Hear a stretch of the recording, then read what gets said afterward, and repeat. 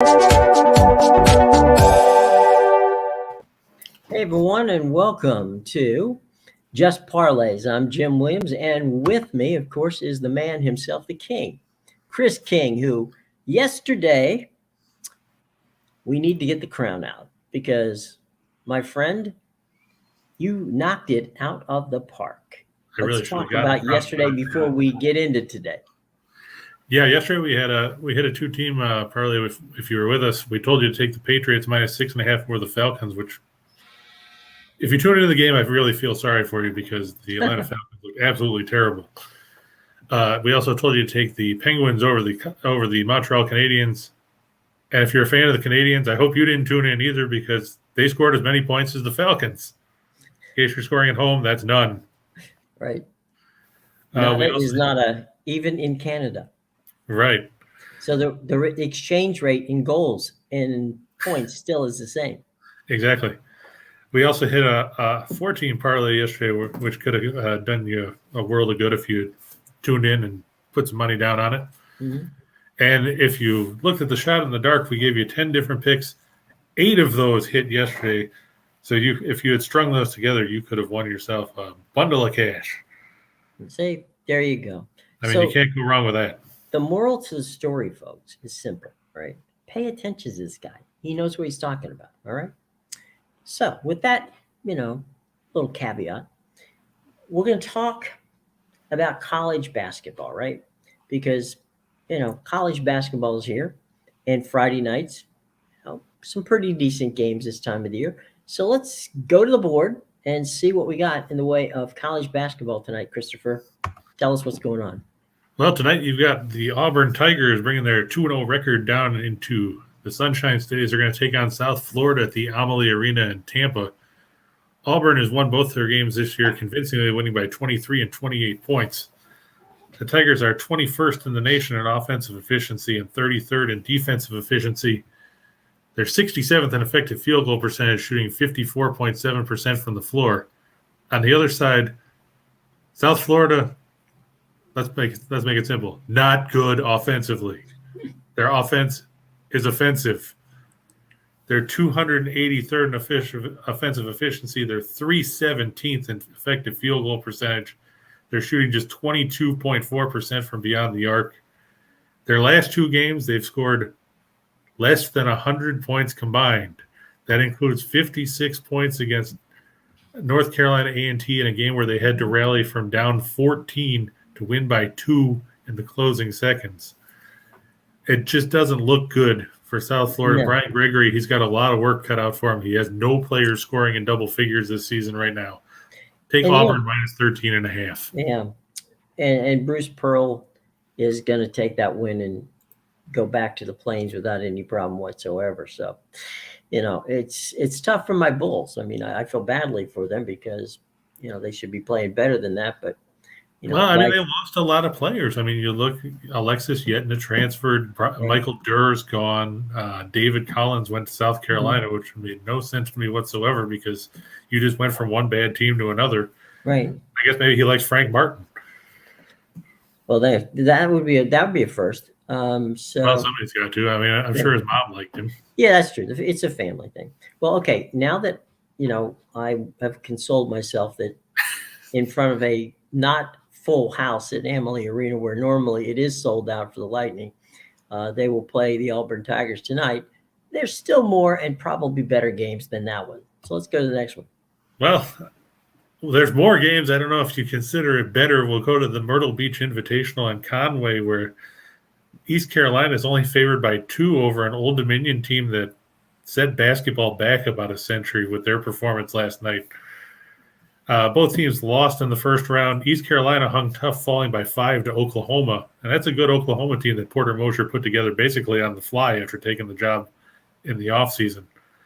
Meanwhile, Old Dominion was beaten, and this is not a typo on your screen, 77-36 by Indiana State. The Monarchs shot 21.6% from the floor. They were 3 of 14 from 3.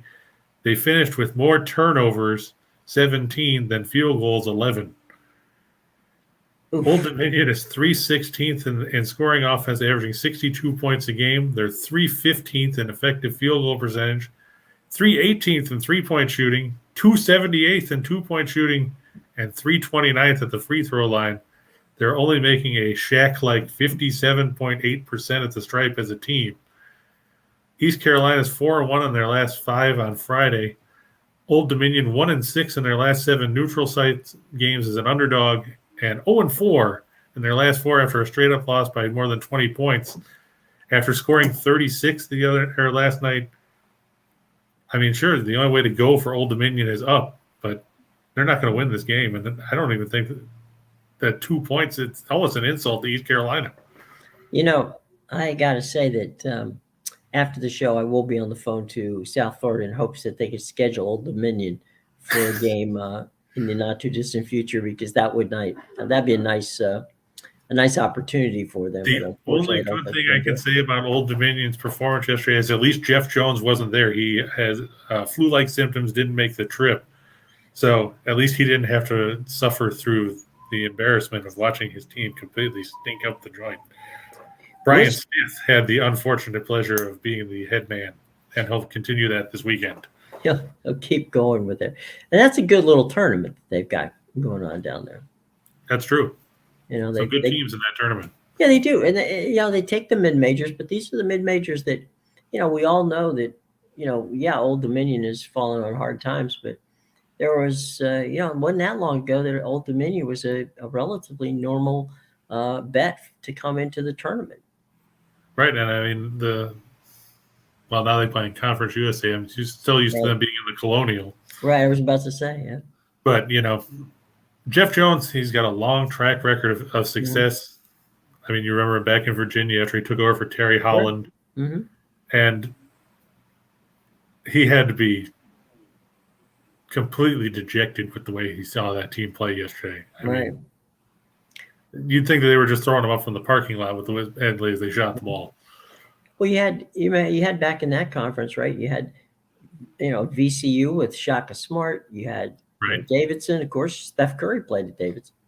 So you had a lot of good teams and players in that thing, and even teams like William and Mary were good teams, even though nobody really thought about them. Right, or for that matter, even James Madison, some of those guys. So and George Mason, I believe, was in the Colonial once. Early they got in there, and now they just knocked off Maryland this week. So and I think they played James Madison tonight. Uh-oh. All right. Well, good to go. I'll tell you what. Let's move from the hardwood for the moment to the frozen pond, and we'll take a look at some hockey action. Only 2 games on the slate tonight. One of them, a battle of teams from Western Canada. The Winnipeg Jets coming off a shootout loss in Edmonton as they split a home-and-home set with the streaking Oilers, taking on the slumping Vancouver Canucks in BC. Vancouver has been, abysmal is probably an understatement. 5 straight losses coming into this one. They're 2-8-1 in their last 11. Vancouver only scoring 2.38 goals on home ice this season. Winnipeg 6-2-2 in their last 10. They've won 7 of the last 10 meetings between these teams. Winnipeg is 5-0 against teams with a losing record. They seem to consider Vancouver their second home as they've won the last 8 meetings with the Canucks in British Columbia, and they've won 20 of the last 26 meetings overall. How this game is considered a toss-up makes absolutely no sense whatsoever. I'm guessing they're banking it on the fact that Winnipeg played in Edmonton last night and then had to fly over from Alberta. But it's not that long a flight. When you look right at it, Winnipeg could have taken that game last night. They outshot Edmonton. They had 47 shots on goal. If it wasn't for Edmonton's backup goaltender having the game of probably his life, they probably would have walked out with 2 points and a sweep of that home-and-home set. Mm-hmm. How Vancouver thinks they're going to even hang in this game after the way they've played and the fact that they can't stop anyone on the penalty kill. They gave up 3 more power play goals the other night to Colorado, dropping their percentage to just over 60%. Ooh. When you're giving up power play goals on 2 out of every 5 chances, you're not going to win a lot of games. And Travis Green has got to be feeling that seat warming up under him.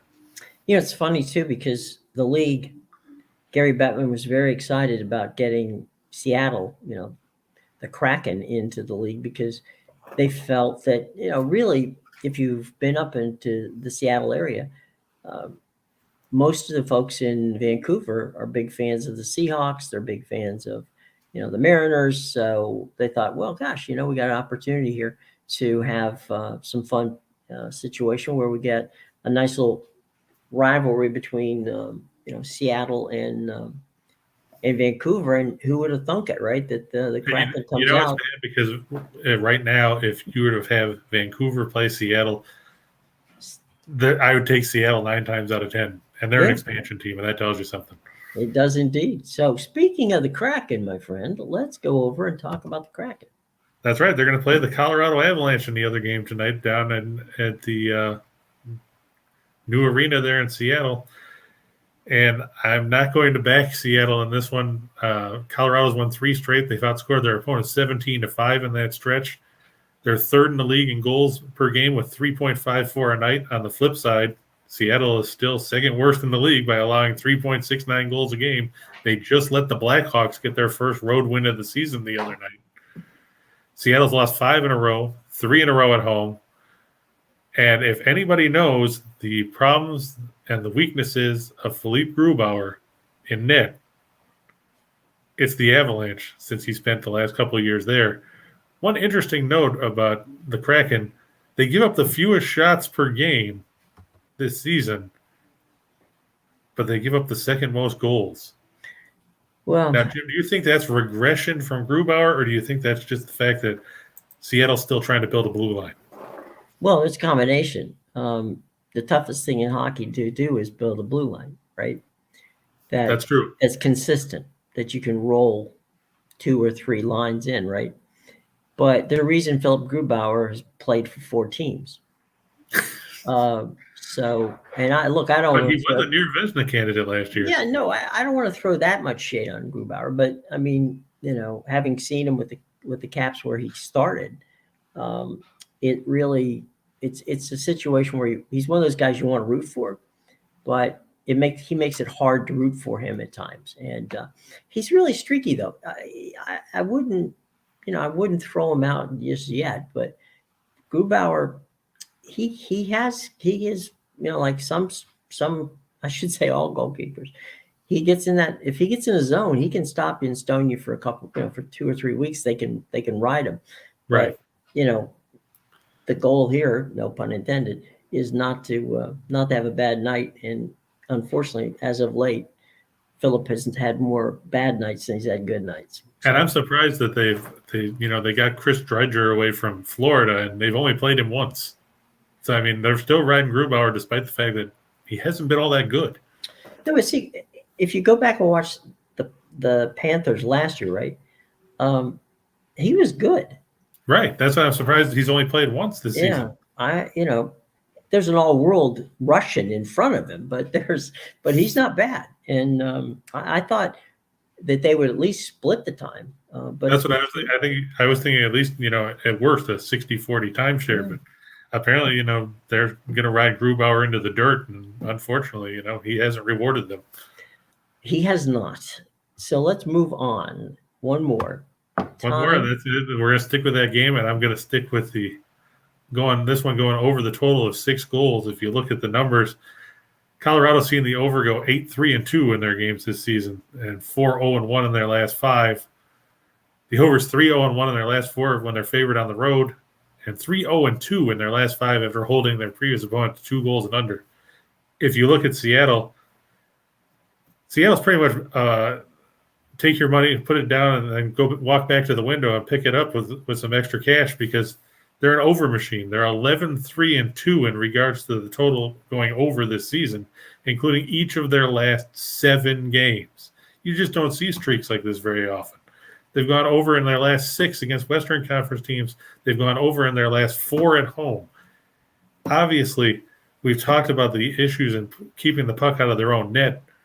You have to wonder if Ron Francis is going to try and exert some pressure to maybe get Dredger in there, or potentially entertain finding another goaltender, because when you're giving up nearly 3.7 goals a game as an expansion team, obviously you're not going to win a lot of games.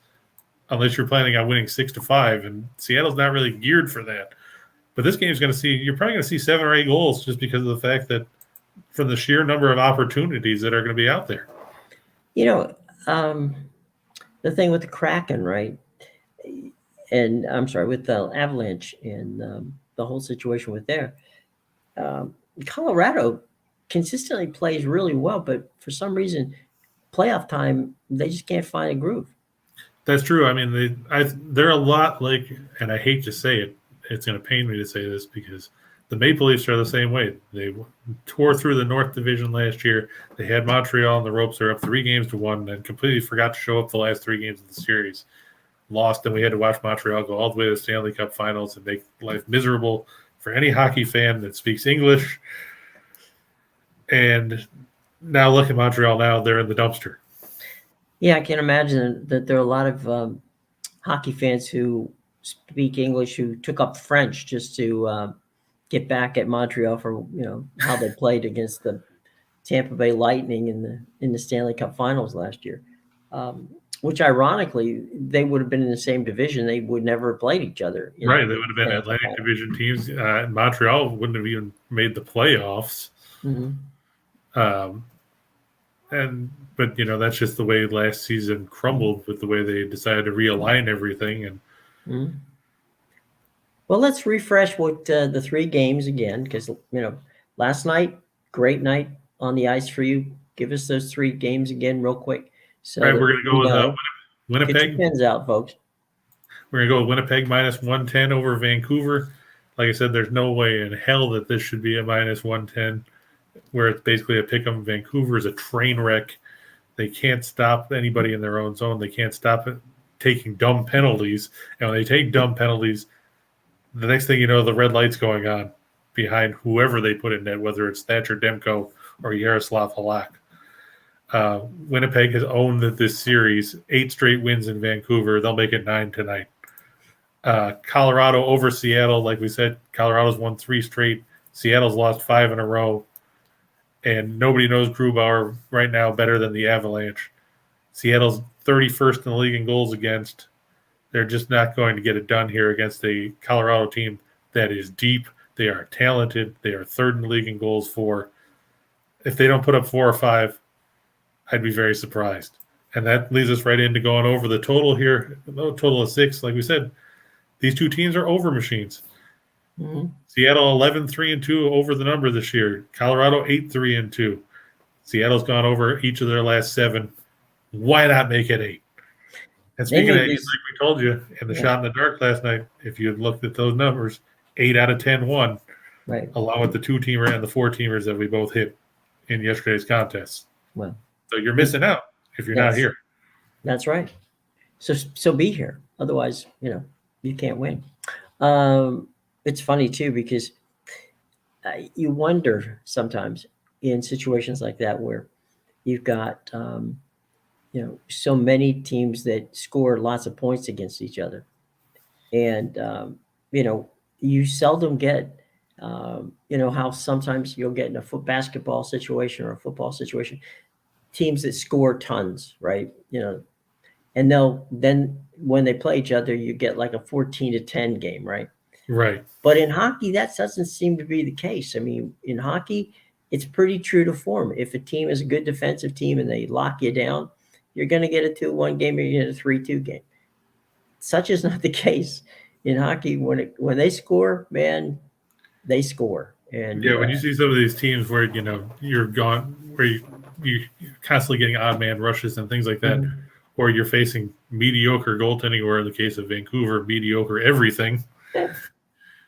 You're going to see these teams pile up goals. We talked about it the other day with Barry Trotz, with his team not scoring. Right. And on the flip side here, we've got 2 teams. Seattle's actually scoring goals, but they're giving up truckloads, and that doesn't work well when you're facing a team like Colorado that can put the puck in the net seemingly at will sometimes. Ask Vancouver. Right. It's funny, Barry Trotz's teams reminded me of the old Italian soccer league teams that used to play in the World Cup, where they would play for a 0-0 tie so that they could beat you in penalty kicks. Sometimes you wonder if Barry is just playing for a nothing time and taking I his think Frost would chances. be happy if he could win every game 1-0 or 2-1, and Yeah. that's pretty much all he can do with his offense because they're not scoring any goals. Well, they don't get that much of an opportunity because they play in between. They don't play at all on the boards. Okay, they play in the dots, between the dots. You cannot get past them in the dots. You have to go. Everything is outside the dots. That's Barry But you can Trotz. get beat on those bad angle shots. I mean, just Yeah, ask Patrick Lalime when he was playing. true.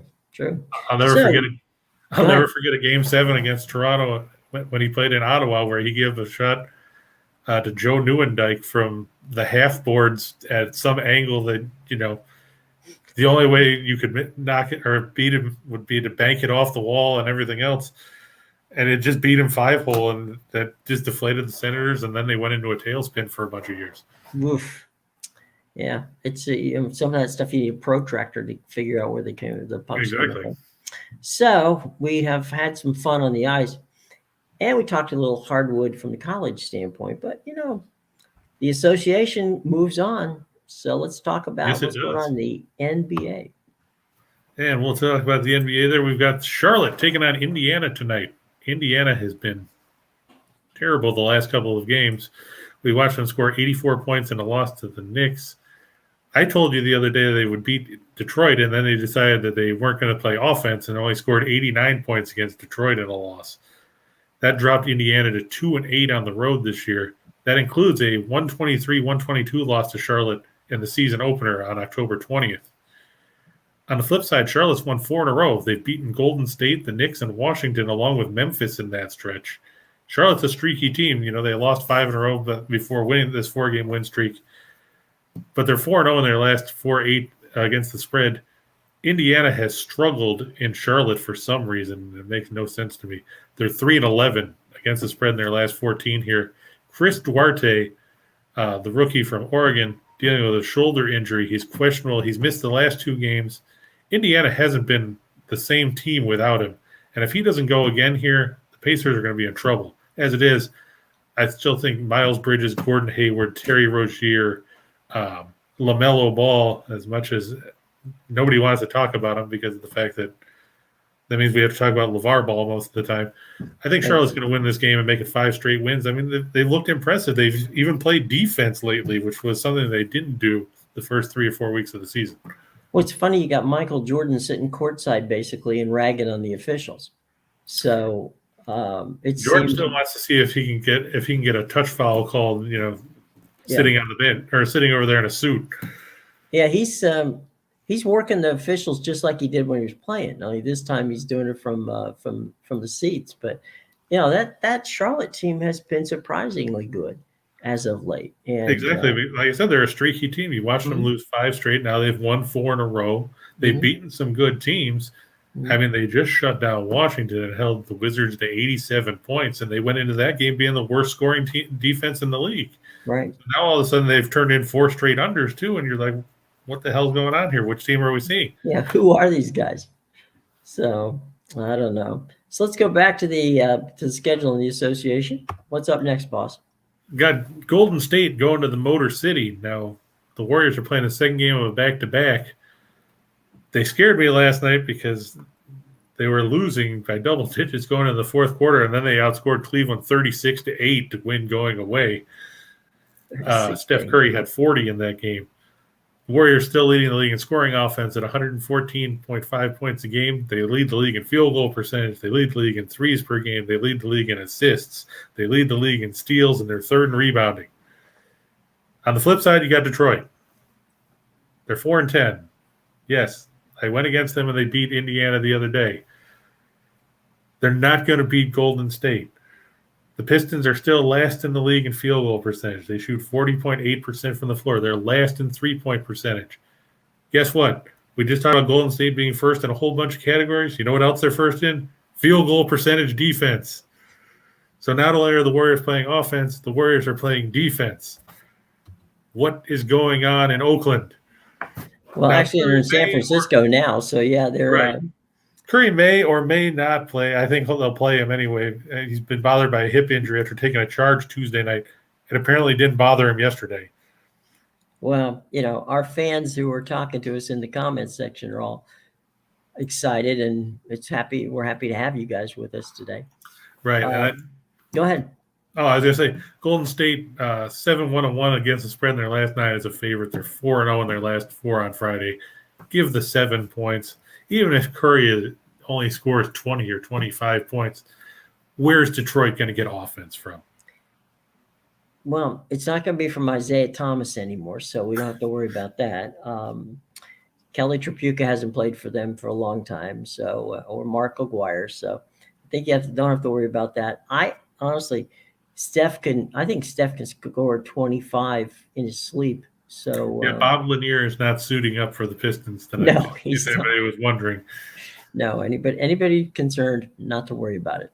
No, it's been brutal for Pistons fans, but it's really been good for Golden State fans. And I think, as you said, and I agree with you 100%. Look, Golden State is playing on a level that is, if the rest of the league is here, Golden State's here. Right, and like we said yesterday, they still don't have Klay Thompson. They still don't have James Wiseman.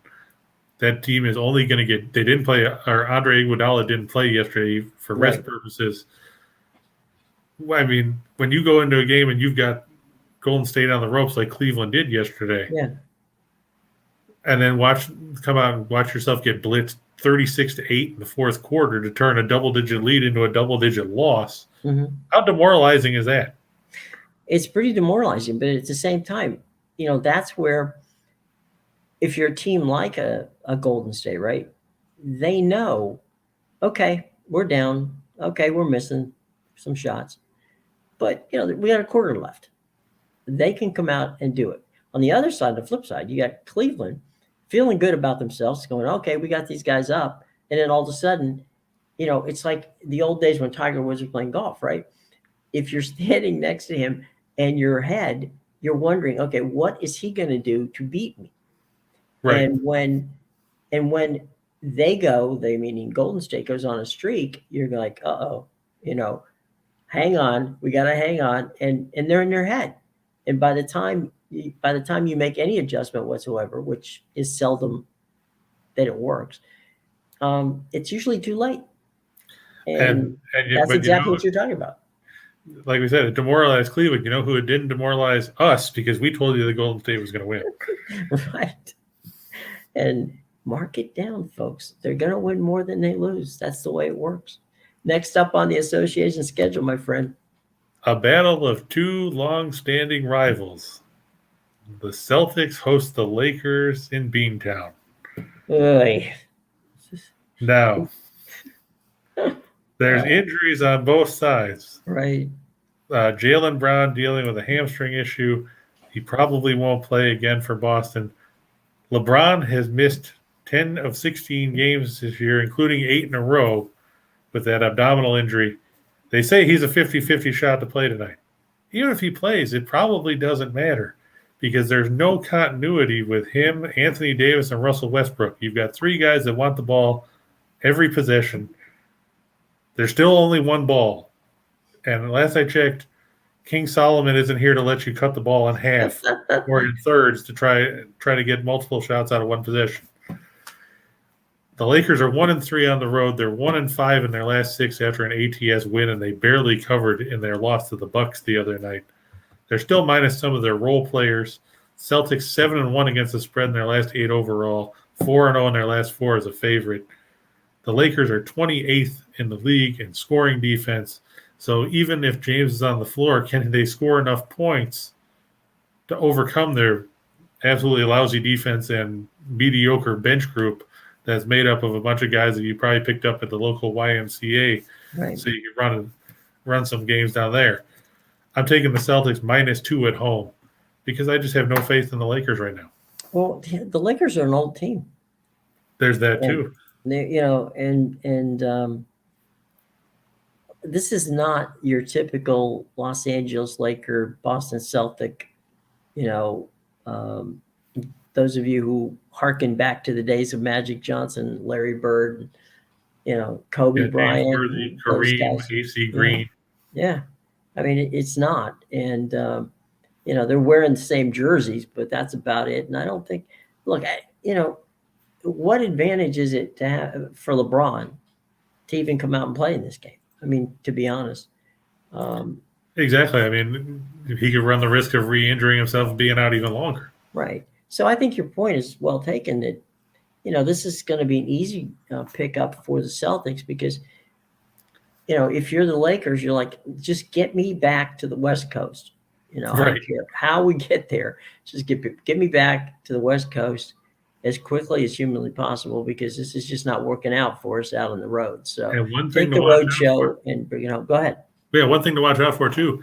It could be the Dennis Schroeder revenge game. Remember, he turned down an That's extension true. with the Lakers, and then ended up having to sign a 1-year mid-level exception with the Celtics. He Right. can come back and stick it to the Lakers, saying, "Look, I'm still a productive player. I think he's averaging about 17 points a game for Boston this season, and he's really stepped up with Brown being out. So Yeah, watch it's out true. for that." Yeah, he took that pillow contract, that one, give me the 1 year, let me prove that I'm worthy. Yeah, and I'll go back out on the market next year and get overpaid like everybody Right. else. Right. But no, you're right. And so I think you're 100% spot on with the Celtics in this one. It's just nothing looking good for the Lakers out there, at least at this point in time. Yeah, don't get me wrong. The Lakers will be in the hunt Right. as the season wears on, but right now they have a lot of issues. They got buku problems and not a lot of solutions. Right? Meanwhile, they got 99 problems and they don't have any solutions at all. okay. Now we're going to switch over to college football. Big game tonight in the AAC as Houston tries to run their win streak to 10 straight games after losing their opener to Texas Tech. They're 7-0 in the conference, and they're preparing for the conference title game against number 5 Cincinnati, who is still trying to get into the good graces of the College Football Playoff Committee. Memphis has dropped 5 of their last 7 after starting the year 3-0. They're 3-13-1 in their last 17 as a road underdog, and 1-6 in their last 7 on the road against teams with a winning home record. Houston is 6th in the nation in total defense. They're 18th against the pass. They're 8th against the run. They're 10th in scoring offense behind led by Clayton Tune at 38.9 points a game. Memphis struggles defensively. They're 87th in scoring defense. And a key stat, Houston does not beat themselves. They've only turned the ball over 8 times this season. 4 of those came in the loss to Texas Tech. So in their last 9 wins, they've only turned the ball over 4 times. Meanwhile, Memphis, a -8 in that category. They've only forced 9 turnovers in 10 games. Take Houston -9.5 at home as they prepare for the Bearcats in what is going to be a very, very physical contest coming up. I'll tell you what, I've seen Houston a lot, and they can ball. I mean, they can put points on the board, and they can do it in multiple ways. They can beat you with the run or the pass. Right, and the defense. I mean, they take away too. Yeah, so, that's true.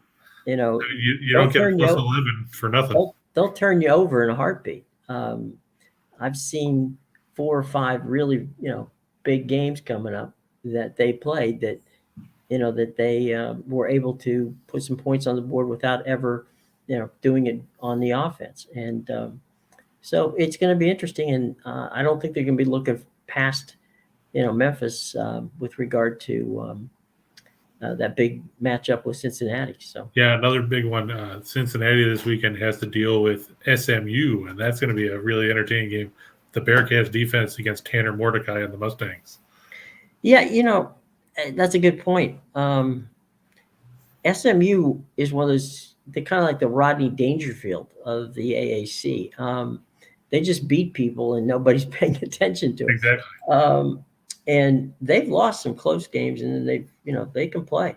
So yeah, they lost to Houston on a kick return. Yeah, I think, in all honesty, because there's some animus between Memphis and SMU, frankly, about both Cincinnati and Houston getting into the Big 12.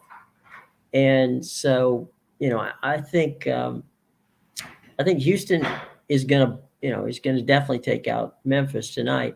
But I would not be surprised if tomorrow morning, or Sunday morning, we'd wake up and see Cincinnati getting punked by SMU at either. Yeah, it's going to be a very entertaining game for sure. Absolutely. Well, let's move on because we're at that point in the show where we go 2 for the money, my friend. So let's That's right. go 2 for the money, which was big last night. Okay. It So was. pay attention, boys and girls, because Mr. King was on the spot last night for the 2 for the money. So 2 for the money. What's our 2 for the money today? Well, I've got 2 of them for you. I've got the Avalanche, like we said, minus 152 over the Kraken, because we've talked about it ad nauseum. Seattle cannot stop teams from scoring. And we just talked about it just now. Houston will win their 10th in a row, give 9.5 points at home over Memphis. Memphis is completely fallen apart, losing 5 of 7. On the flip side, if you want to go a different route, we got Auburn over South Florida down there in the Amalie Arena in Tampa, giving 13.5 points. Bruce Pearl's guys probably should have little problem putting up 80 points in this game against the South Florida team that can't score to save their lives. As much as it pains me, yes. And the Hornets -2 over Indiana as they make it 5 straight victories on the books. Yeah, you've given 2 people 2 for the money that, they can mix and match and still That's end true. up winning. Okay? Like you always say, it's like a Chinese menu. You can take something from column A and something from column B. And people, folks, understand this, and this is very important. All of the information that Chris is giving you, okay, on the hardwood, whether it's college or the association, on the ice, college football, these are all options, like we just said, like a Chinese menu. You can pick if the ones that we put up there are not the ones you necessarily want. That's cool. Don't worry about it. Go back to some of the stuff that Chris has got and mix and match. Take what you think is going to work and work, because last night, money. And speaking of money, 2 for the show. Maybe it's time to go 4. And here we are. Yep, and 4 for the show. We cashed on this yesterday too, and we're looking to do it again. I'm going to go with Washington State at home in college football, -14.5 over an Arizona team that, hey, they won a game. Yeah, they did. Snap that losing streak, but they're on the road in Pullman. They're still not any good. Jed Fish already got his feel-good moment of the year. The Cougars have regrouped after Nick Rolovich was fired. And playing over there in the Palouse, you got to go with the Cougars at home.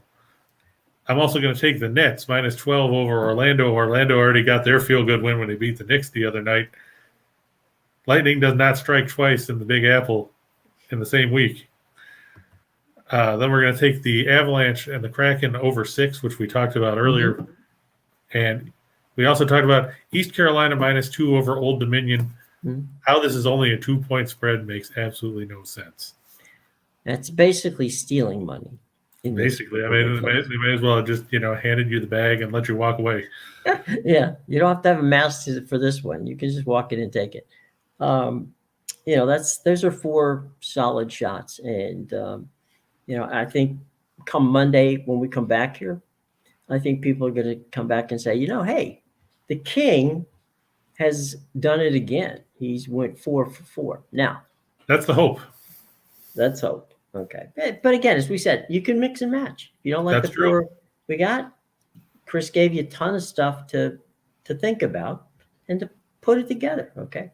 Now, this is the time that if you really, really, really want to get creative, want to have some fun, my friends, you've come to the right place, because 10 events last night, Mr. King got 8 of them right.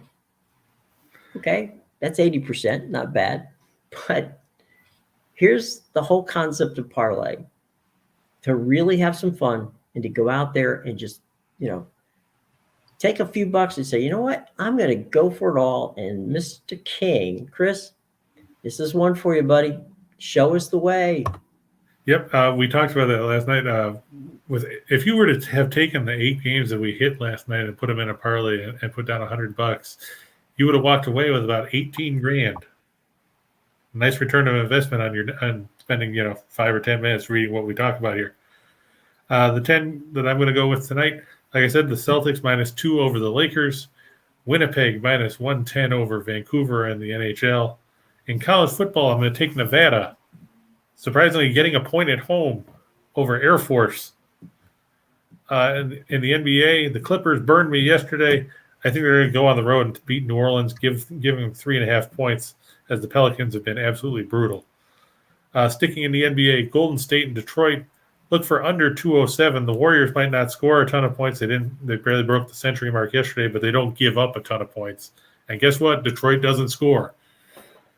That's not a good combination. Exactly. Back to college football. San Diego State minus 11 on the road against UNLV. I'm surprised the line's only 11 when considering UNLV is 2-8. And then 3 college hardwood games. I'm going to take Kentucky minus 12 over Ohio. Ohio is a good mid-major team. We saw them knock Virginia out of the tournament last year. But going to Rupp Arena is a real challenge for anybody. Right. Then I've got UTEP minus 2 over Pacific out west. Pacific did not look all that good in the Rainbow Classic, losing to Northern Colorado and Hawaii. They've beaten Hawaii Hilo and Stanislaus State, which kudos. I don't even know where that is. All I know is it's in Stanislaus County, California. Okay. I had never heard of them until I looked it up. Okay, fair enough. On the flip side, UTEP has played all 3 of their games against teams from New Mexico. They're 2-0 against geographical New Mexico teams. They've beaten Northern New Mexico College and Western New Mexico, but lost to New Mexico State, though they did cover in that game. So travel costs have been cheap for New Mexico. Okay. Yeah, for UTEP. Yeah, for UTEP. Last 2 games on the list. George Mason minus 3 taking on James Madison. That ought to be a real entertaining game up there. And on the NBA hardwood, I'm going to take the Bucks and give 12.5 over the Thunder. The Thunder have played better of late, but they're still facing the defending champs, who have seemingly found their stride a little bit. Giannis Antetokounmpo had 47 points the other night that went over the Lakers. The Thunder really don't have anybody to stop him. And the Bucks should win that one convincingly. Well, as you said, if people would have listened yesterday, as they should, 8 of those win. 2 didn't, but 8 did. Plus the 4-teamer and the 2-teamer. Plus the 4-teamer and the 2-teamer. So mark it all down, folks. And, look, the beauty of the show here on Winners and Whiners Sports Betting Network is that, you can come back and visit a little bit later in the day and freeze frame things and write them down and listen to it a little bit more and listen to what Chris has been telling you. And, pick the games that you like and put them together. That's the whole concept of parlays. We had winners yesterday, and I have no doubt that we're going to have winners tonight. And we'll see, how that continues to go. But, Chris, as we get ready to wrap things up here, our buddies who better promote us because we promote them. We give them. They're promoting them right now on the bottom of the screen. That's right. It's coming up from the standpoint of, back to the window with Scott and Scott. They're 2 good guys. They're going to give you all of what you need to know about what's coming up this weekend. In college football, there's some really outstanding football games. And, of course, with the National Football League. And we'll be back on Monday to kind of look at what happened over the weekend. But more importantly, look forward to a Monday night football game. Right, the Giants in Tampa Bay. The Giants in Tampa Bay. And we're going to find out if Bruce Arians has, no pun intended, righted the ship with the Bucs. And we'll take a look at a Giants team that is a total enigma. But that's exactly right. There's a lot to be done. So, thank you very much for joining us for our first week here on the Winners and Whiners Sports Betting Network. I'm Jim Williams for our buddy here, Chris King. We've got we got a lot of things coming up for you in the future, and so hang with us. We're going to have a lot of fun. Stay tuned, 3:00 Eastern time for Back to the Window with Scott and Scott. For Chris King, I'm Jim Williams, wishing you a safe and a happy weekend. And of course, most importantly, pay attention, because just parlays is a good way to make your weekend a lot more fun. And pay attention to Mr. King here. He knows what he's talking about.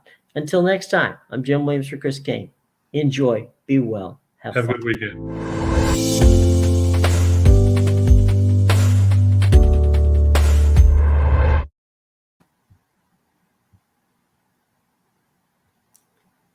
Okay.